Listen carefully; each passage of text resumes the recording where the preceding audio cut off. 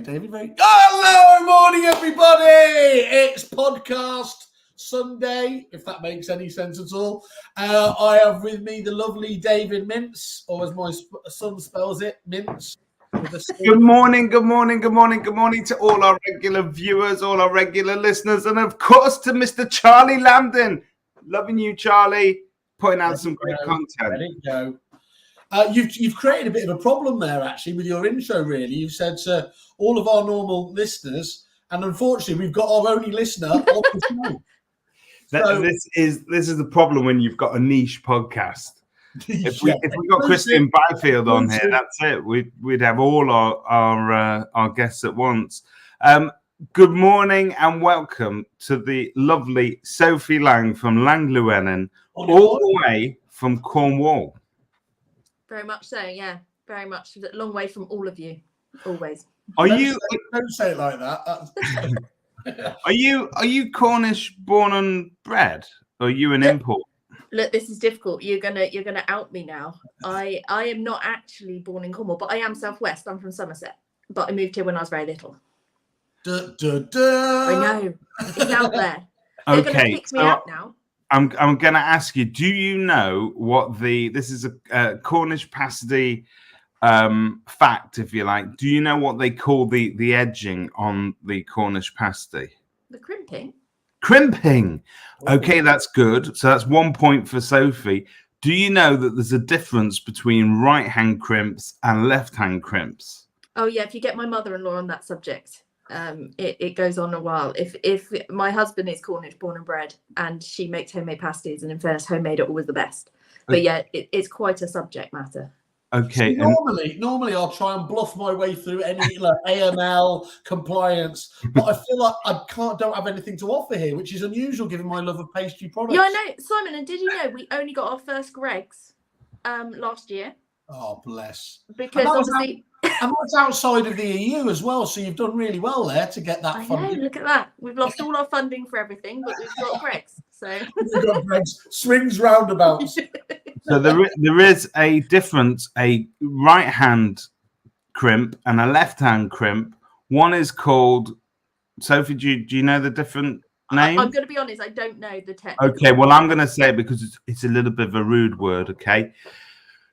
One's a cock and one's a hen. There you go. Wow. There you go. There is also a village called Cock, just so you know. Oh, I've been to a lovely village near, where is it? It's in Cumbria, called Cockermouth, which is lovely for a weekend, but I couldn't do any more than that. And that concludes all we've got time for this week. Thank you. Hope you enjoyed that, everybody. Thanks for your comments.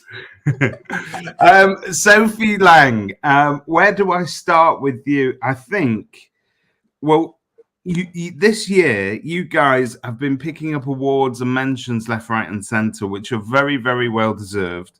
You have, particularly, you got a big shout out at the Women in the Estate Agency conference from Lucy Newnham, who I think was involved in some of your acquisitions and your growth.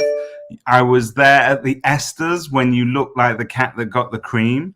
It was amazing. Sophie's face was just like very, very happy that night. It was because it was unexpected. I went there genuinely not expecting it, so that was really good. Your mother-in-law's pastry is banging, apparently. Oh, Zoe, lowering the tone as usual, Zoe. No one wants to see that. And lastly, I saw you picking up a big gong at the ARX side of things as well. So clearly something's happening down at Lang and Llewellyn, and it's just there's lots and lots of growth. But I think underlying all of that major sort of transformation in your business is down to sort of your growth over the past couple of years. So I know a lot of people watching this will want to grow their estate agency business, and they think that sort of mergers and acquisition is the panacea of making that agency the size that you want it. But is there a point at the beginning of the process where you almost shit yourself that you're taking on loads because you're going from this to that instantly. Yeah, Rhiannon and I, we decided when we went into business together, because basically the start of it came up on my time hop that it was 2 years ago that I messaged Lucy, didn't know Lucy, on LinkedIn, asking her advice of if I wanted to do a management buyout, how could I go about it? And that's how Lucy and I connected. And Lucy has been a massive reason how we've got to where we are. She was just starting Atomic at the time, so it's kind of the businesses have grown kind of in part. But we took over a business we'd worked for. So I started the letting agency as a 24-year-old for estate agents who wanted a lettings department. And I grew it over the 12 years and then grew a bit disillusioned with the whole setup, how it was run. Lettings was treated really badly, but we were, so we basically were like, we need to get out. We've either got to start from scratch or could we buy the lettings that we've created? Rhiannon's worked with me for 10 years as branch manager. So we clubbed together and basically we went on a bit of a mission, and it took us a year to find a way to make it happen. And that includes funding and everything else behind it. But we made a promise that if we're going to do it, we're going to do it properly. So we've actually only been Lang Llewellyn for a year. It was November 2022 that we took over the business. And then from then we went a bit gung-ho for 12 months. In fairness, it's happened a bit by accident, but also by ambition. We wanted to grow. We wanted to make it a viable business. We tried for so many years with the old owners to do other things other than just having commission, different revenue streams, how to make it profitable. It's very frustrating. I've seen it. I've been in industry. I started as a little part-time admin neg about 18 years ago, and I've seen it go from, we were charging 14%. There was 2 other agents in our town probably, and we used to hand over a tenancy agreement and a gas cert, and that was it. And obviously in that time it's just growing massively, but our fees have gone down because other agents are coming in. We've got more competition. There's landlords doing it themselves. And so from the lettings perspective, like, I just was frustrated that we were becoming less and less profitable. I know Sally Lawson talks about it a lot. And this is before we joined ARX as a mentorship program. The average profit for a letting agency is 11%, which, you can't really, it's not can't buy many pasties with that, right? No, exactly. And me and Ree come from really humble backgrounds. We come from single parents who worked hard, like, not to play, let's get my little violin out a minute, but but we wanted something different, and we wanted to create something different. So we felt you can do natural growth, but it does take you a long time, and it's a hard slog with marketing and trying to get the right kind of tone and everything we want to do. So we basically threw ourselves into acquisitions and felt this is a way to get a really springboard leap to create the business we want it to be. So we've done, if you include ourselves, we've done 5 in 12 months. Wow. Which is a lot. Yeah. But we had a good foundation to do it. And we've doing that, and then putting other things in place, doing the Agent Rainmaker program. We were Agent Rainmaker of the Year last year, which was very exciting. But we've increased our turnover by 151 point something% in 12 months. Okay. That is why you just put that out of the air. 151% point. Yeah. Yeah, it's something like fancy. Something like that. Yeah, she doesn't know it exactly to the penny, guys. Okay, just forgive her, but she can do fractions. I love a spreadsheet. I'm sorry, I can't help it. Sophie, I always say, if anyone looked, we'll talk about suppliers later, but I said if genuinely we did suppliers of the year, Excel would win year in, year out. It's just a bit depressing. So from an estate agent's point of view, listening to all of that, I'd say, yeah, okay, bring me 5 different sort of acquisitions.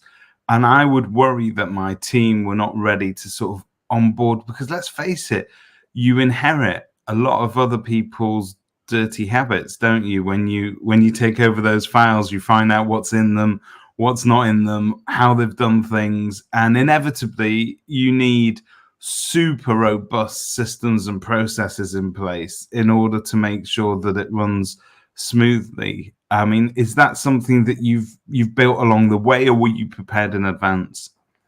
We had a good setup, like, not blowing smoke up us, but we had a good setup. We had a good foundation. We had a really good team.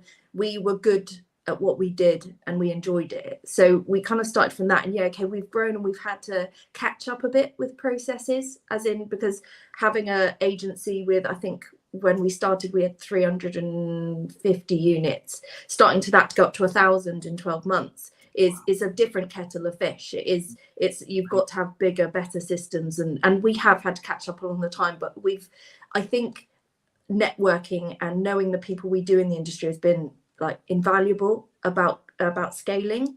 So obviously being part of Property Mark, I've met a lot of people that have got very different sized businesses and work in different things, and kind of learning from them of what works, what doesn't work, how to structure. We've made mistakes along the way, and we've learned a lot. It's been a real learning year for us to get it right, but we're now coming to a point where we're running it smoothly, and you can see that in the reviews we've got coming through from clients from changes that we've made as we've taken on new things. And a lot of the agencies we kind of targeted, the smaller ones, were ones that were in distress anyway. They were some one-man band agencies with 60 to 100 properties who were struggling and not really giving service and not using tech. We have embraced, and I'm talking to the tech people, we've embraced tech for getting off the staff's plates those administrative tasks, and anything that can be automated we can make automated, so we can concentrate on the people, because that's what's important at the end of the day, is the people, the clients, the tenants, kind of keeping them reassured that it's all going to be okay and they're still being looked after. So we've embraced tech in the last year, and without wanting to make tech the absolute hero of the show, but is it fair to say that without the tech you just wouldn't have been able to keep up pace? Absolutely not. There's some agents, we bought 2 smaller ones who were running portfolios off Excel spreadsheets, and I know we've talked about Excel being great, but you can't run a portfolio on an Excel spreadsheet. How they were keeping things together, and that's when you find the due diligence. Oh yeah, watch me. This is where you find the due diligence issues. Due diligence has been a massive learning curve to go through and go poking around without trying to offend, but at the same time you kind of have to. Tech, we wouldn't have been able to scale up without tech. Otherwise we'd wouldn't have the turnover. Well, we'd have the turnover increase, but the costs would increase in just staff alone. You'd need at least double the staff you've got if you didn't have tech in place. You're talking due diligence and attention to detail, so this is where I jump in. Mr. Compliance and attention to detail. That's really interesting about the size of the portfolios there. What was the largest ones you bought as a matter of interest? 60, 70 being the lower end? 67 was lower. The biggest we did was 350. Okay, cool. And did you get an immediate economies of scale because you did have those procedures in place, or how long does it take time to fully bed in those new rent rolls into the business and get those economies of scale? Due to the tech we use PayProp for payments and things like that. So they were really helpful in getting everyone onboarded. And a lot of landlords actually really loved the fact the payment systems, because it used to be done by June in a back office who used to sit there and do backs payments on a only 2 times a month basis. So that actually helped landlord confidence. But the support we've had from the tech onboarding, it has depended on the smaller portfolios. We've done it ourselves. On the bigger ones, we've got tech to come in and help us get them onboarded and onto the systems. But it's been a bit of a process. Obviously the bigger ones take longer to bed in, because you need to meet those clients, reassure those clients. The smaller ones slot in a bit easier because the processes we've got are generally better than what they had before. And obviously the biggest concern a lot of people have is that you're going to churn some landlords just because they've got a point of review as much as anything. Is that always overstated in your mind, or can you do things to really minimise that? You can do things to minimise it. So what we've learned, we didn't do this with the first couple, but what we've learned is, especially with the smaller ones, because they're used to a one-man band who will answer their mobile at 8 p.m. at night and go around and repressurize the boiler and maybe clean the place. It's a different expectation. So because we're more of a system, they have to get used to, we have working hours, but we have got out of hours calls. We've got things in place. But one of the things we found to minimize is to meet them, as in me and Rhiannon. The names on the door really helps, because we're not a corporate. The only other, not saying corporates are bad, but for Cornish, I'm sure it's the same in other rural areas, but for Cornwall, a big worry was that it was a kind of, as they perceive it, a faceless corporate. Corporates are not bad, it's just they're perceived that way by the public sometimes. So to take on, we're local, we're here, we're human beings, we'll meet you. We took some vendors, especially ones with large portfolios, we took them out for coffee. In fact, we met anyone for coffee who wanted to chat. To appease them. So we've learned there is natural drop off. Yep. We generally factor in about 10%, which seems quite high, but we'd rather do it higher than what we expect. And if it's less than that, then great. Because naturally some landlords don't like change and then will change themselves anyway. I don't like the fact they've been forced into a decision they didn't make, or that it wasn't the agent they picked, that kind of thing. But as Sally always says, it's never, the sums work at even much greater, higher levels, even at that, when you're being toppy anyway, doesn't it? So it's, as long as you get the price right, obviously. Yeah, that's it. And we've learnt that, getting price right. We've learnt a lot from Lucy. It's funny, actually, because Lucy Atomic helped us by ourselves, talked us through that process, which obviously she doesn't generally work on the side of the buyer. So I think that was something interesting that we kind of learnt together through that process. But since then, 2 of the bigger acquisitions we've done, we've worked against her. She's worked for the seller, and that is very interesting to be on the other side of dealing with Lucy Noonan and her team. Are you talking now? You're still talking, or is it all... still talking, still fine. All's fair in love and business. Exactly. And because we learned about because we've learned about dealing with acquisitions and how to price them from kind of buying ourselves, we were kind of using our own techniques against the Atomic team as well, which was always interesting about, getting the price down, due diligence and things like that. But we're quite proud of ourselves. We've done the last few without support, as in we've done them on our own. I would always go to someone like Lucy for advice, because obviously she knows, but her business is exploding, which is great. Paul's asked a question here about why buying more of a low margin business was a good idea, but without wishing to sort of prompt your answer entirely, I'm presuming that, and this is the feedback that I get, that people who end up at Sally's door are amazed at how much that margin can grow if you learn a few tricks here and there. So that is to say that lazier agents or perhaps even the more meek and shy agents who don't ask or don't charge for certain things find themselves fighting a losing battle against low margin. But It's also looking at the potential of a portfolio. So generally those low margin portfolios are agents that haven't done rent increases in God knows how many years. So the rents are well below market value. And even if the percentages, they're not hideous. I mean, obviously the worst I've seen is like a 4% commission on management, which is pretty rubbish. But they're one in a drop of 100 properties. So overall it works out fine. And like you said, we've learned how to restructure the business. And although when you do an acquisition, you generally don't change fees for 12 months because you gain confidence before we start throwing fees at them, or that way you're going to lose everybody. There's other ways of doing it, offering additional services, doing rent reviews. Even if we can get the rent up to market value, that increases our income by a good proportion. So you've got to look at the potential of a portfolio. And still very much sorry, Simon, I'm going to let you say something in a minute, I promise. It's normally the other way around, dear, I must tell you.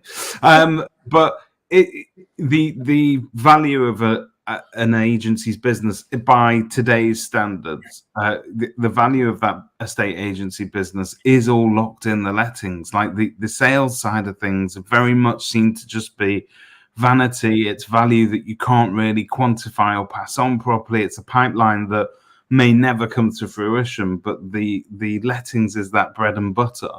And it from my perspective, if you've been around a while, it's amazing just to see that turn on its head, because it used to be all about sales once upon a time. Yeah, with the sales, we one of our acquisitions actually came with the sales department. The reason we bought the business wasn't because of the sales, because it was for the lettings book, but it made sense for us to have sales because they do complement each other so well. And you can really, and there's ways you can change a sales agent. I mean, down in Cornwall, everyone's a little bit behind the times. They are coming up, but there you can stand. We wanted to stand out and be a different kind of sales agent. So our sales department is very fledgling. That's been a massive learning curve because I've never managed a sales department. I've worked in sales departments and with sales departments, but I've never managed one. And that is a absolutely different kettle of fish, personalities and structure and everything else that comes with it. But there is, when you're looking at valuing a sales portfolio, you're basically buying goodwill. Or the brand. So if the brand is strong, then they can ask a bit more because they've got a reputation that you're buying. But a lot of the time you are buying a pipeline, which isn't guaranteed. So it is when you walk into one and you put a value on the sales department, because when we bought the one which had sales, we had to value the two different parts of the business very differently. And it's seeing the owner's face drop as it doesn't on it. It's not as much as they expect it to be because obviously we have to value it very differently. But as of yet, we haven't done a sole sales only. We have been offered a couple of portfolios that are sales only, but the figures just haven't stacked up for us. But it is interesting. Well, anyone who wants to put in, thinking of selling their business, please direct Sophie directly, and with the Kerfuffle clip of 25%. Finder's fee. Yeah. So, thank you, David. I will have my word now. I knew you were going to be like this after last week with Harry. I don't think I didn't watch every moment of that entire bitterness. Mr. I'm sorry, I can't make it, but spent the entire episode heckling us from the comments section. I was shouting at everybody on the train. Have you seen that? I've seen what chemistry they've got together. This is outrageous. Anyway, and also she had much better hair than me, which is a complete. Harry does have amazing hair. It's amazing hair. And that's what I bring to the table. Yours is looking stonking, by the way. So there you go. I want you to just go in terms of obviously all that magnificent experience you've got now, though, in terms of people that are looking to go down that acquisition route, which they are genuinely obviously quite often scared of where to start, and that's where Lucy obviously is the person to go to. But what did you think you did well in that period, in those acquisitions that you would be a useful bit of advice? And of course, the flip side of that is, what was the big no-nos that you've learned not to do now? So positives which we did a lot, is nurture the seller, because they are selling their baby. And I know how I feel about our business, and I would, if I needed to sell, because a lot of the sellers, to be fair, have been retirement or just wanting to get out because it's getting too tough and they're just not up for the challenge of the markets changing. So it's nurturing the seller. So most of the sellers we've met for coffee multiple times, just to reassure them that we're not here to buy it and strip it for parts. We actually care about the clients, and we want to bring them on board and create a thing. So nurturing the seller, you have to understand where they're coming from. This is very daunting for a seller to sell the portfolio, and the most we've met aren't just out there to get the money. They care about what they're selling because they built it. And then the pitfalls, so we've been caught out. Due diligence is a massive one. I mean, I'm a spreadsheet girl, I'm a due diligence girl. Like, I like to make sure I'm very risk averse. If anyone's met my business partner Rhiannon, we are polar opposites, yin and yang, which works quite well. She's the gung-ho, I'm the one, a minute, I'll just take a look. Like, that's where we went wrong, Sophie. Me and David are exactly the same. We're exactly the same, and that's where our doom started. I have a cavalier attitude to assessing risk, and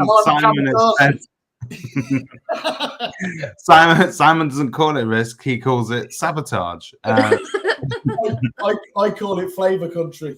Well, it keeps you on your toes, I'm sure. But so the due diligence side, you've got to be hot on the due diligence, because it depends how you purchase obviously a portfolio, because you can do it as an asset purchase, which you're just buying the book, which is less risk, and then you've got shareholder purchase, and we've done both, where you're buying the company, so you get all that risk. So it's just being very careful about how you do it, because most sellers will want to do it as a shareholder purchase because it's better tax wise for them, and obviously they just want to get it off their plate, whilst most buyers will want to buy it as an asset because of the, again, tax and the risk involved. So it's being really it's being really careful to do your due diligence and make sure you're doing it well. We actually brought in outside companies for the bigger portfolios just to make me more comfortable with the due diligence we were doing, but the smaller ones we've done ourselves. So a bit of a sanity check just in terms of making sure that what you're looking at. And how long do these deals take, Sophie? I mean, just give us a flavour. Do the bigger ones take longer, or does it sometimes not work out like that? The big ones take longer because obviously it's due diligence, it's going through hashing out the heads of terms and then hashing out the buying the actual contract. So depending on if you do asset purchase is usually quicker than a shareholder purchase.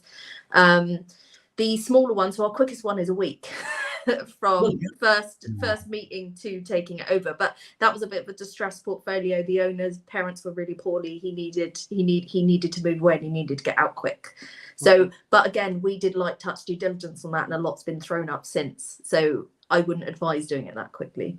But yeah, you can do it. You can do it quite quickly as long as you're both motivated. It's generally, again, it's exactly like buying a house. It's how quickly all the moving parts do it. The solicitors, if you're using solicitors for bigger portfolios, it just is how quick the moving parts can move. I caught up with Lucy this week, funny enough, and we were talking about it, and she was saying one of the biggest challenges from her point of view has been that solicitors, ironically, in exactly the same way as in agency, so, they've been slowing it down in terms of the merger and acquisition as well. We found, so one of the things we do, so we meet the sellers generally before, have a cup of coffee, we always advise them to use out-of-county solicitors, which sounds really awful, but we found when you use London or city solicitors, they work night and day and they work quicker. Yeah. If you use a local Cornish solicitor, they finish at 4. They're very sleepy. Like, it's very, I know I'm ringing the stereotype bell, but as experiencing it, and they're also not experts. There's no acquisition experts in Cornwall. So we would say go to a solicitor that knows an acquisition, because they can fire through it a lot quicker than a solicitor that's learning on the job. That's sound advice. Christian's asking, when you're buying so regularly, how do you embed or foster culture successfully? So I take it that there's 2 types of culture here. One is the one within your actual ranks and your office, as it were. But there's also going to be sort of with the tenants as well. So there's got to be, the tenants are now going to be receiving a different level of customer service, different level of customer care, and a whole different culture and attitude as to how they're treated. I imagine, knowing you as I do, that you treat them pretty well and that they are now absolutely overjoyed to be receiving such a high level of service. But it can be a culture shock going from 0 to hero overnight. And also, what about those staff members that you end up inheriting? Does that upset the mix? So going with the clients, so landlords and tenants, it's communication. There cannot be too much communication during a process like this, because it is unsettling. It can be worrying time, especially when they're receiving. What you don't want is a tenant to receive a letter saying, "Hi, we're your new agent. This is the new bank details. Change your standing order." That's just going to frighten everybody and just not create the right tone from the start. So we do communication. It's soft intro, generally with the seller first, to say, "Hi, introductions. This is the new people. If you've got any concerns, this is how you can book an appointment to speak to anyone."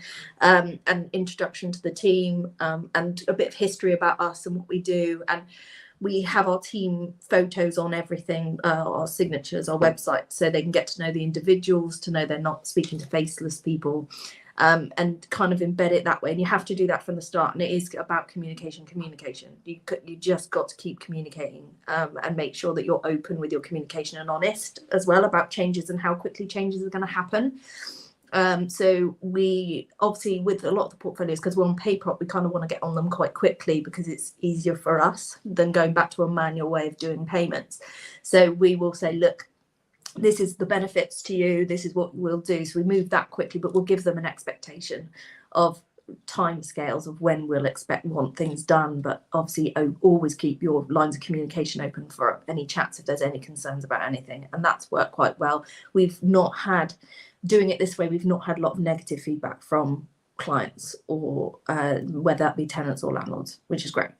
Culture. Yeah, sorry. I was just going to say, I guess as well, one of the other side benefits, you being seen to do quite a few deals as well, makes other companies that are thinking about it probably come to you direct, or they're going to be much more receptive. Is that so? We found this now. So we touted to start with. We sent out letters just if you fancy a coffee, we're here. Like just meet up. No, just have a chat. How's life in your agency world? That kind of thing. But yeah, the last two have approached us directly. Brilliant. Because Tom Panos talked about becoming the attraction agent, and that's exactly what you're doing, but from a slightly different niche, isn't it? Just in terms of actually acquiring those businesses. Think as well, there's not many agents acquiring in our area. There's only, and we're the only independent that I know of that are acquiring. And we go back to that before, that a lot of sellers are precious over their baby and they want to be picky of who they pick. And we do now a lot on our social media, and we're doing more. We are getting into more video and stuff this year to kind of put out our company culture out there, so they can see what our values are and what we want to do, and that will attract people, because I like to think that we show that we care. I think that's one of the things we care about our clients. We don't just say it.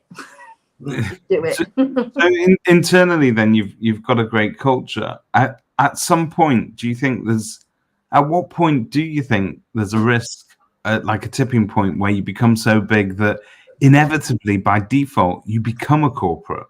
So I know, right? But I mean, what happens if you woke up one morning and went, oh my God, we've got 24 branches. I think we might be a corporate. Well, we've talked about this a lot, because company culture was a massive motivator for why we took over the company we did, because we weren't treated well. It was a toxic environment. People would see in the trade press, I have an injunction against my ex-employer.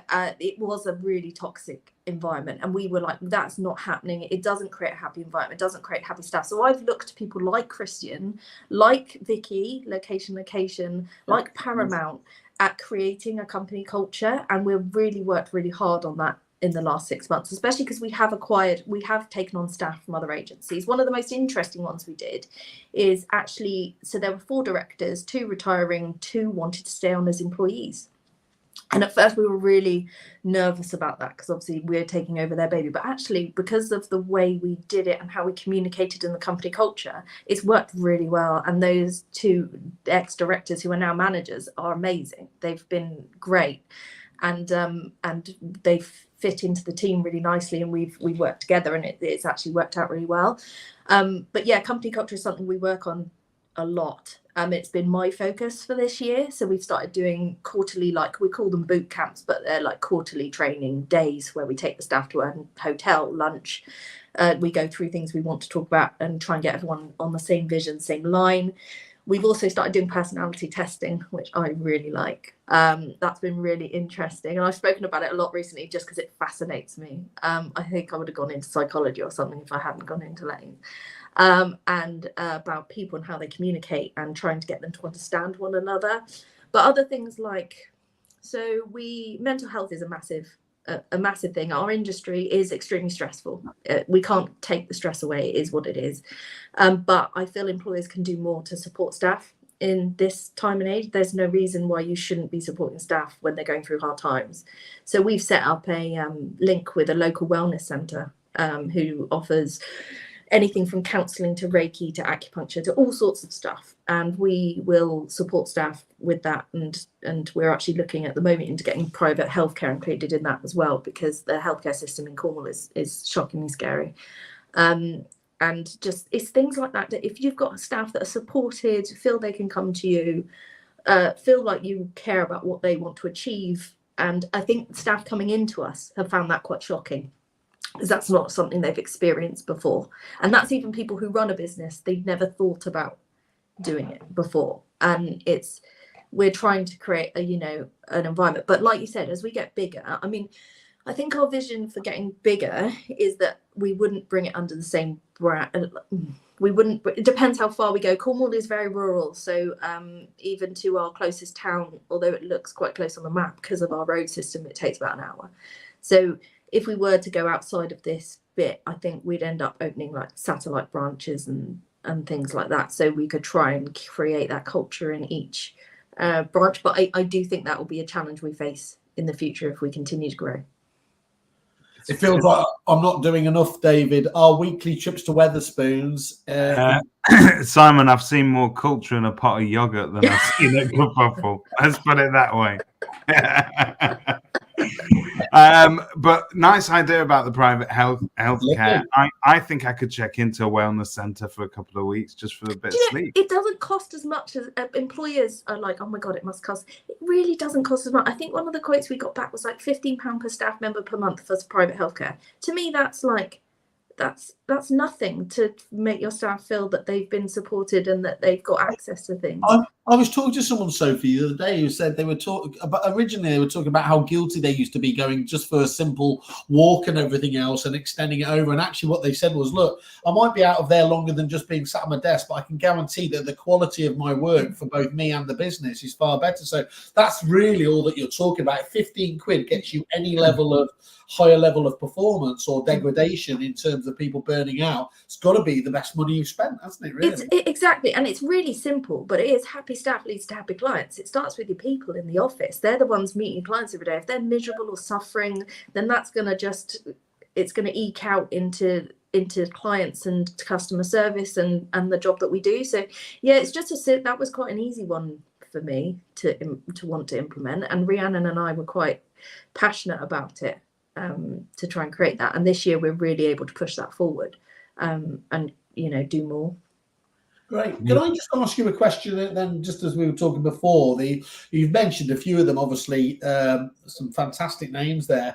Who are the people that kind of most influence you at the moment in the industry?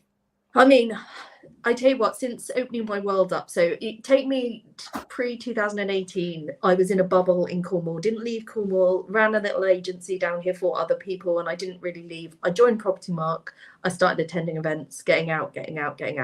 And my mind's been blown with the amount of people I've met. I mean, there's so many great people in our industry, so many amazing people for different things. I mean, if I'm looking at people running businesses and pushing the boundaries, you've got to look at people like Verona Frankish. You've got to look at people like those big agencies like Money Punny, like they just blow my mind. Heather Street, you've got all these people like, and I know they're women, which obviously I probably resonate more with because I'm a woman. But they're just doing amazing things with it, but keeping the company culture and keeping the core values that you have as a small agent in a bigger setting. And then you've got like more looking at running a business and growing team culture. So that would be people like Vicky at Location. That would be Christian. Those people. Then I've got people that I've met through Property Mark. So you've got Megan 18, you've got Toby, Harry, Katie Fitzgerald, Natalie Barton, who works for Property Mark now. She's just reeling off all the people. They call themselves the Spice Girls. You're Cornish Spice, aren't you? Apparently so. So basically, what you've just announced there is the next 7 weeks on the podcast, wouldn't it? They're really great people, but they bring such great, like they're the people to go to for advice, and it's just really good. Then obviously day to day, my inspiration is Rhiannon Llewellyn, who is my business partner, because that woman, I mean, not many people know Rhiannon very well, but she broke her back 8 years ago under a horse riding accident. She was told she wouldn't be able to walk or work for 12 months. She was back in the office by 4 months. This woman is an absolute powerhouse in motivation and she pushes me forward every day. I know I'm not a risk taker, but she's pushed me, and if she didn't push me, we wouldn't be where we are. So yeah, it's there's a range levels of inspiration depending on what aspect of my life, but our industry is an amazing place, and I think that is kind of underlooked sometime about the amazing people that make it up. Yeah. Trying to create division wherever we can. Where you, obviously you must agree because you've got a fantastic business, but where are the common clash points for you and Rhiannon? What is it that you two just know not to start talking about? Or right, in the office, the staff in the office call us the mums because we sit and we do bicker we've been mistaken as a couple on more than one occasion. So me and Mincy as well. We get, we bicker about all sorts, and we don't agree on everything. I mean, most of our clash points come with my sensible side versus her her gung-ho side is the apprehension of, oh, do we think we're ready to do that? Do we really want to do that now? Should we wait? And then she generally wins because she is right, and a lot of the time, don't tell, she will. She's a stubborn soul. I'm more of the accommodator. But we do clash all the time. But we're really weird. Well, I'll say weird. We kind of have a fallout, but 5 minutes later we're normal again. We don't hold grudges, and we've never fallen out. Well, now for a quick surprise, Sophie, we're bringing Rhiannon on to talk about all of your all of my flaws. It's a reverse takeover. We've been doing the due diligence for the last 3 months, and the good news is you're out. To be fair, it always surprised me. Rhiannon's a fiery Welsh, as you can tell by the name. She's a fiery Welsh dragon, is Rhiannon. She will. She lets me know if she's not happy about something.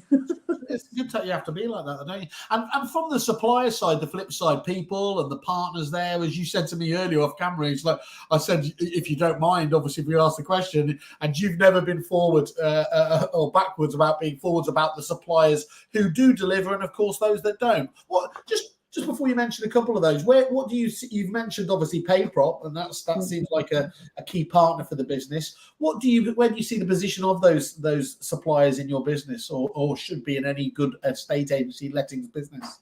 Well, like I said, like tech, you've got to embrace tech. There is a lot out there now, so it is difficult to kind of. I mean, we were trying to get a new CRM for the sales department, and I must have demoed about. And I know I spoke to you guys, and I was like, I can't see the woods through the trees. What do I need to be doing?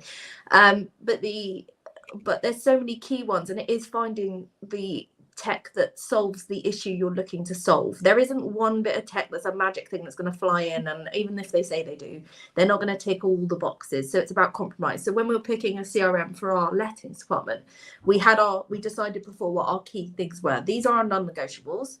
These are our likes, and then these are things we don't overly care about. And we came to one solution. We went with SME Professional. And that was mostly, and it was because it hit the collaboration and the integration with the other bits of kit that we love. So we love FixFlow, we love PayProp, and PayProp and SME are about to integrate. So we're waiting on that. But so but then there's been other bits of tech we've used and we've dropped quite quickly because it's not really solved an issue. We're trialing a few at the moment on inquiries and things like that. So we do student properties down where we are. We've got 1,500 rooms that we look after in Falmouth, Penryn. So we bought in HomeFlow for managing inquiries at the start, and that's been amazing to deal with the students. And is that the area product that they acquired from Kai Wheatley on HomeFlow? I wouldn't know. I know.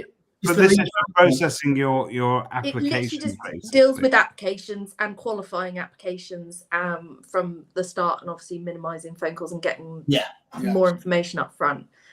It's worked really well with our students. We're still trying it on the residential. But we had to my Rightmove lady messaged me on Thursday saying, we've just looked at your stats for January. We had 4,300 inquiries in January on its own. And that is the student cycle, to be fair. Does it start now ahead of the kind of the student? So they're moving in July to September, but they secure tenancies. Now we're actually later than most of the country. If you go to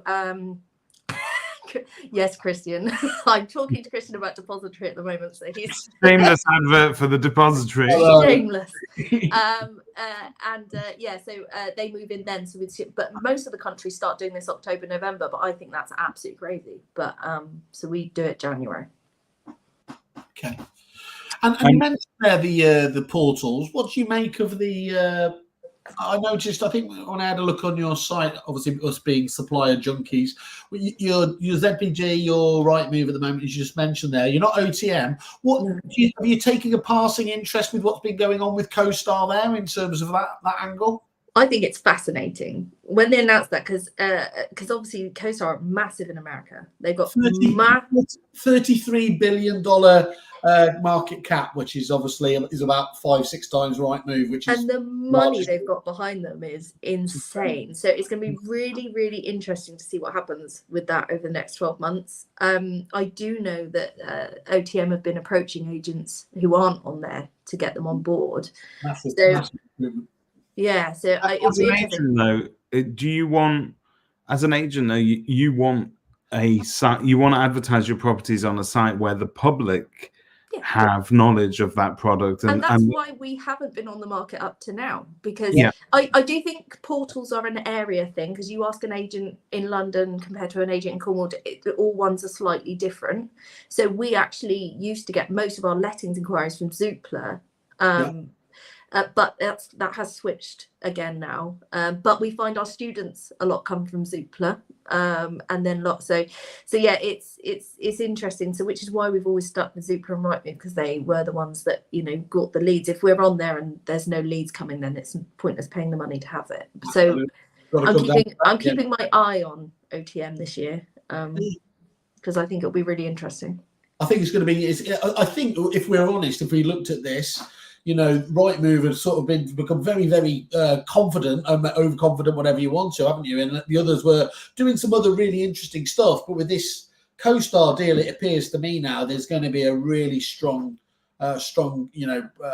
campaign at least. I mean, you only have to turn on the press week in, week out, and you see another one obviously taking on. So suddenly a space, a bit like, actually you mentioned there, a bit like the CRM space had got a little bit dull at one stage. It was the same old names, and then along comes Heather, and along comes Rex from Australia. It's amazing how quickly these things can turn around, isn't it? Yeah, and it's because tech's moving so quick as well. Yeah. So I think the portals at the moment have got stagnant in their tech, like as in what they can offer agents. They are, I know obviously Rightmove do their qualifications now and webinars and things like that. But it'll be interesting once they start embracing more tech options about what portals will actually offer agents going forward. Yeah. I think. Oh, Simon, I know you've. I'm on the train, so this isn't the heart. I'm not going to do the fake heart attack thing. Sophie, absolutely lovely to catch up with you. We will, of course, see you, I assume, at the Women in Estate Agency Conference, which I am already getting my outfit ready for. I won't be there. Oh, right, so I'll explain, just very quick explanation. For me, obviously being in Cornwall, cost is a massive thing for us and travel. So any London-based things are generally I have to be there for at least 3 days. It's a great point, though.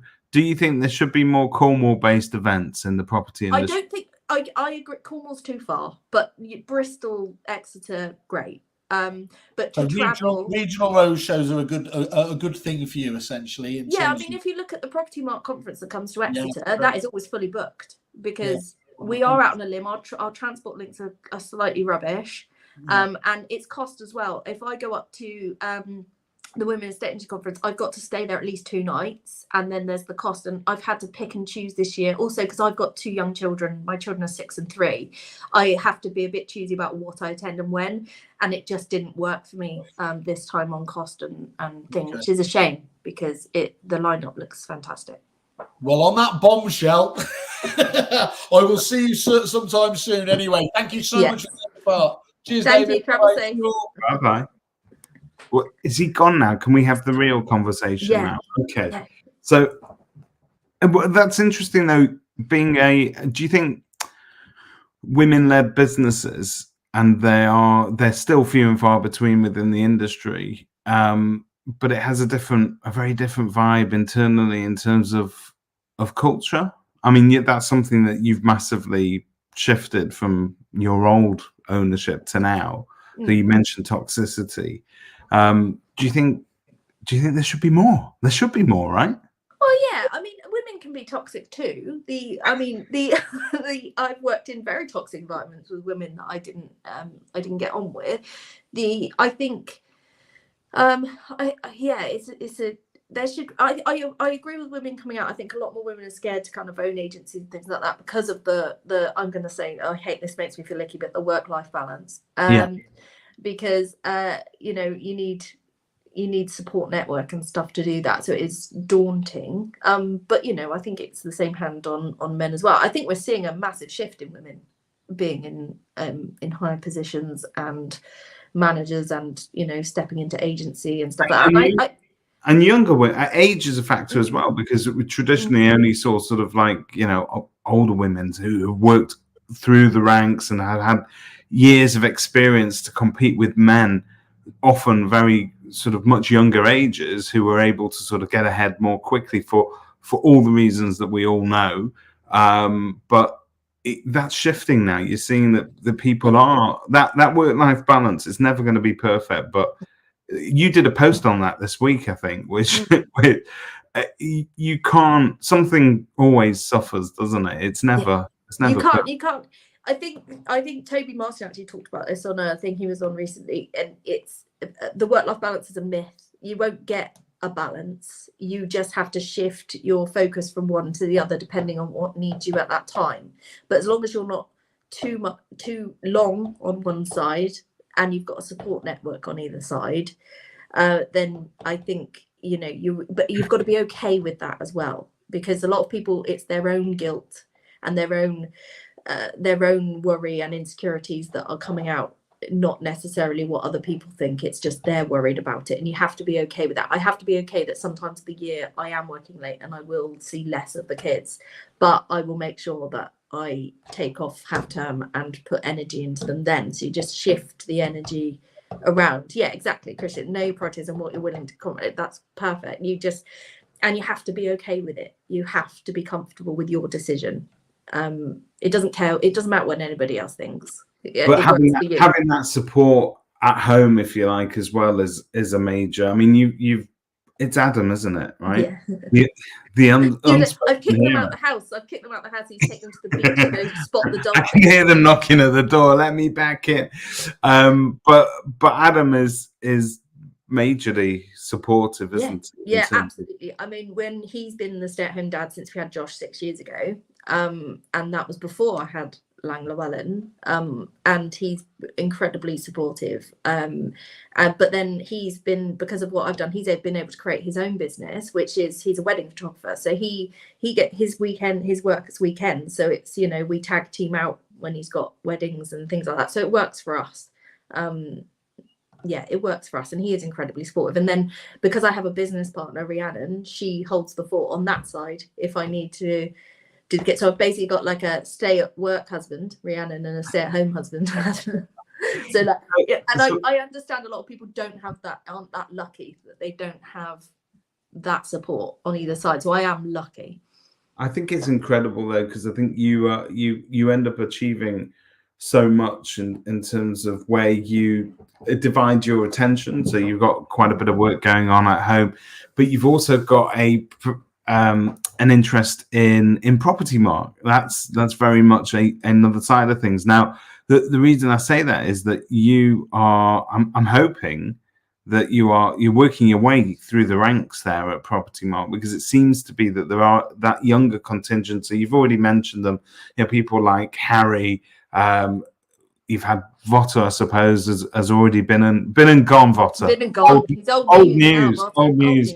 But Greg, Harry, Megan, Toby, yourself, you are all, relatively speaking, young people who are finding time not just to work on your businesses, not just to sort of make sure that your home life's okay, but you're also giving further time to other members of Property Mark and to the actual organization itself. So that's almost like a third call on your time. But am I right in saying you find it tremendously rewarding? Yeah. I mean, Property Mark's the first reason I stepped outside of Cornwall to meet other agents and see. And it is a network that's incredibly valuable. I don't know where I'd be without Property Mark during COVID, as running a business at that time. Although I didn't own it, I was running it. The directors of the sales business disappeared during COVID. So and all the advice we got on how to do things. And Property Mark, you need to give to get back. As in, if you're just paying your membership Property Mark to be a member and have the CMP or whatever, you're gonna not get the most from it. Whereas if you're engaged in it and you're engaged with the people and everything going on, then it's incredibly rewarding, and it has changed a lot. Even since I joined, it has changed a lot. It's shifted with the time. Christine's mentioned this. I'm going to remind you of a drunken chat that you and I had on a park bench eating a takeaway at like 12:30 at night or something. But you were like, oh, why do you hate property, Mark?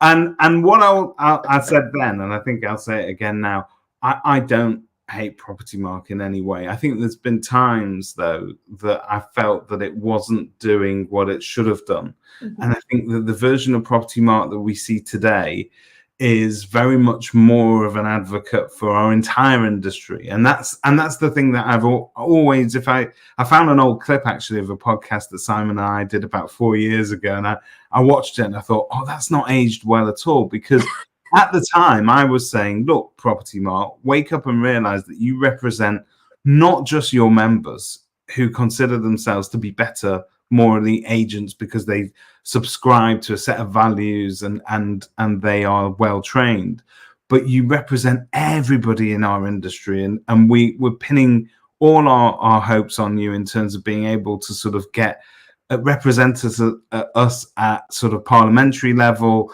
And I think that is a massive responsibility, but it feels like, to me at least, that you can see that change, and it's not just and that change is brought about by the change in people, massively.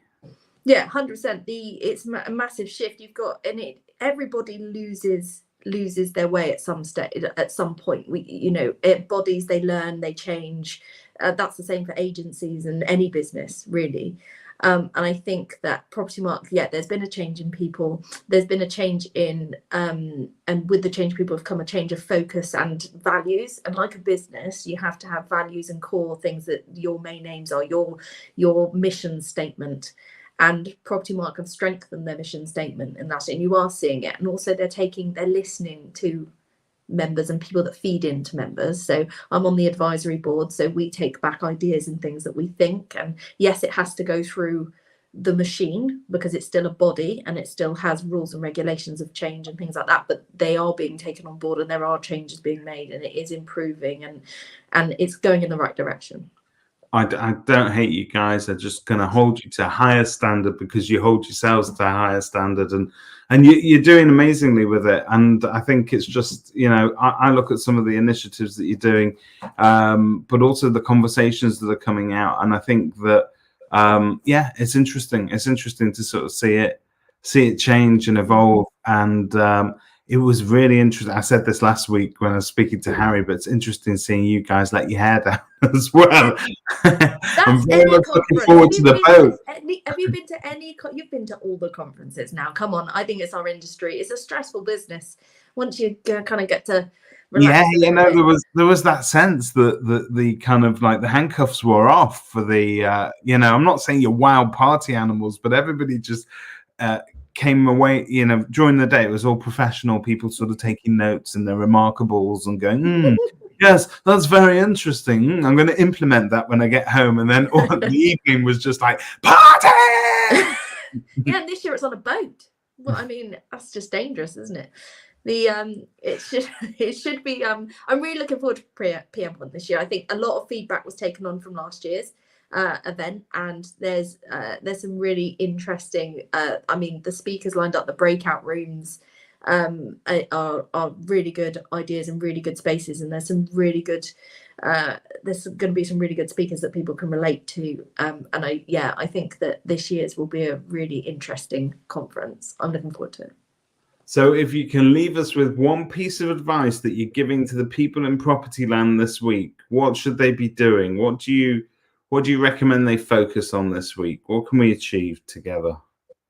I think this week it's looking at collaboration and learning from one another. The one thing I've taken away is listening to others, sharing as well, not just taking. So don't just go to events and take people's ideas and run with it. You need to share and give back too, because that's what collaboration is.